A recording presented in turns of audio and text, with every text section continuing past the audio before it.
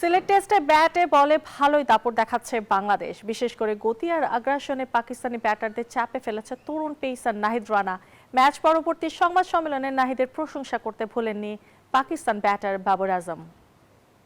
আগ্রাসন আর আত্মবিশ্বাস সব মিলে সিলেট টেস্টে ড্রাইভিং সিটে টাইগাররা। আর সেই গল্পে সবচেয়ে বেশি আলো ছড়াচ্ছেন যেই তরুণ পেসার তিনি নাহিদ রানা। প্রথম ইনিংসে বাবর আজমকে আউট করে টাইগারদের ম্যাচে ফেরান এই তরুণ পেসার। তবে নিজের সাফল্যের জন্য তাসকিনকেও কৃতিত্ব দিতে ভুলেননি তিনি।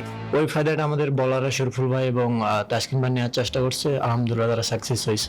তবে শুধু বোলিং নয়, ম্যাচের নিয়ন্ত্রণ এখন ব্যাটারদের হাতেও দেখতে চান নাহিদ রানা। লক্ষ্য তৃতীয় দিন পুরোটা ব্যাট করে ম্যাচ দখলে নেয়া।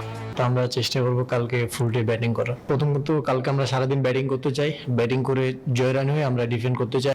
অন্যদিকে পাকিস্তানি ব্যাটার বাবর আজমও স্বীকার করেছেন বাংলাদেশের বোলারদের দাপটের কথা। বাবরের মতে তার ও সালমান আলী আঘার উইকেট পাকিস্তানকে আরো চাপে ফেলেছে। টার্নিং পয়েন্ট ইজ উইকেটটা বেশ ভালো ছিল, আমরা পার্টনারশিপ করতে পারিনি। বাংলাদেশি বোলাররা বেশ ভালো বল করেছে, তবে আমার আর সালমানের উইকেটটাই টার্নিং পয়েন্ট। এরপরই আমরা ব্যাকফুটে চলে যাই। I think this to dismissal.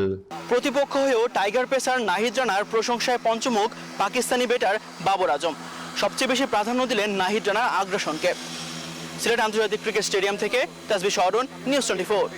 সব মশার বিরুদ্ধে সুরক্ষা দিতে এলো বসুন্ধরা এক্সট্রিম অ্যারোসল। মশার বিরুদ্ধে এক্সট্রিম সুরক্ষা।